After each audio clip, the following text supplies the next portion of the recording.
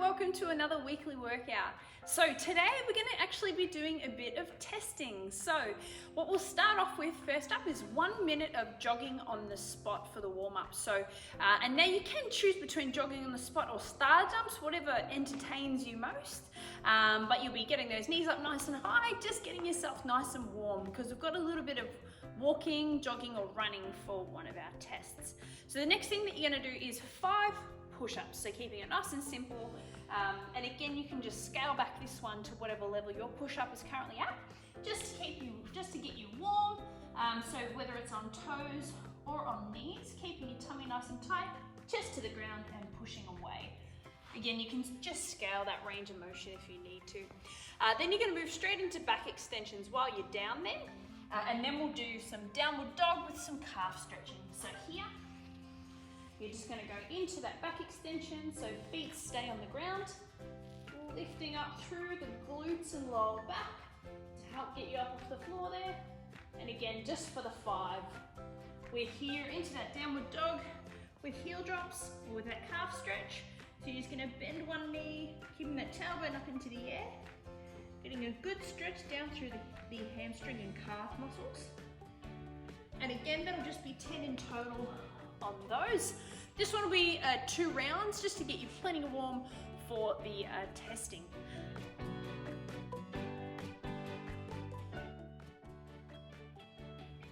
Alright, our strength test is going to look like this. So your first round is going to be 1 minute trying to get as much done as you can, then 45 seconds, and then 30 seconds. Now you can take however long you need in between each of these segments. Around sort of 60 seconds should be plenty enough. 60 seconds to 2 minutes max, I would say, is going to be plenty enough for you to be fresh to really have a great result on each time that you do each of these movements. So the first thing that you're going to be doing is just maxing out your push-ups. Now, when I say max out, I also want you to try your best to maintain your technique all the way through the movement. As soon as you start to get excessive technique breakdown and you feel like you're just really losing it and looking a little bit dodgy, then just button it off there. So the first thing that you've got is your push-ups. So again, this can be done on knees or toes, trying to get your body past your elbows if you can on these. Otherwise, scale back the level. All right. So do your best to count your reps, because that's what this is all about, is trying to see what you can get done. Tight body down past the elbows at least, and then pushing away for the push-ups. Then with the squats, so what you want to try and do is have a consistent level that you're going to squat to, so that when you retest this again, it's going to be nice and consistent, and then you won't be cheating yourself on your results if you squat a little bit shallower to try and get a better result. So with this, you can use a chair or whatever you need, but choose something that's going to be at a challenging height. So from here, position yourself, sit your bum back, tap and drive. Again, making sure that you're counting your reps as you go through so that you can track them, write them down, and then you'll have them for next time for when you retest. Then our third one is crunches and sit-ups.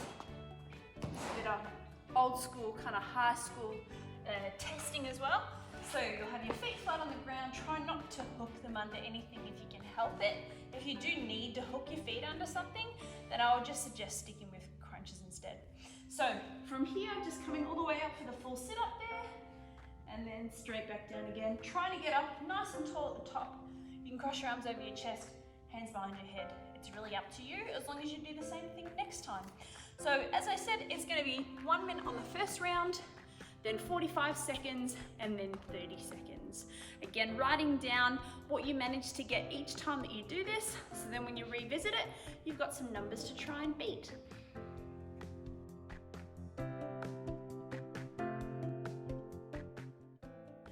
Okay, so we've done our strength testing. Now we're going to move on to a bit of core strength testing, just getting a little bit sort of specific and isolated on that. So we're going to start off with stock standard plank, and we're going to max this out. So you're going to have one full go at this.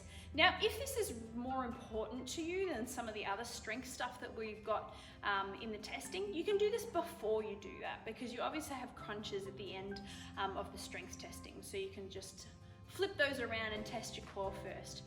So the first thing is into that plank max out. All in one go, up on the toes, get your timer going, and then just testing yourself in that really solid plank position, how long you can hold it there for. All right, it's pretty straightforward. Try if you can to get somebody's eyes on you to keep you honest with that position so that you're not sloping and really pushing through some bad positions to be able to actually get that work done. All right, so that's the plank first. Then once we've done that, you're going to do a Superman hold max out in a similar way to the plank. So you'll start on your belly, arms and legs long, lifting up and again holding this position. All right, your time sort of stops as soon as your feet or hands touch the ground. But you're going to do your best to hold the highest position that you possibly can for as long as you possibly can. And that is all you need to really do for your core testing, and that'll be plenty. Then we're going to move on to a fitness test.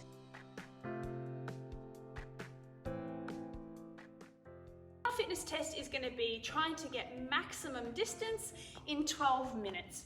So this can really be a combination of walking and jogging, or jogging and running, or whatever you want it to be. So my suggestion is, if you can, download something like the Map My Run app, if you like, and that's a really great way to have a really accurate distance on how far you've gone in that 12 minutes.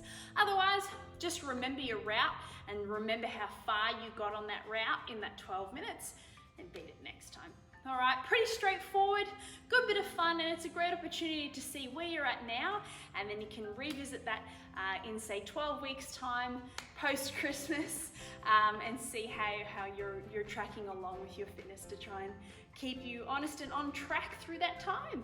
All right, have fun with that one, guys, and as always, stay safe, don't do anything silly, and don't do anything that you wouldn't usually do in the gym.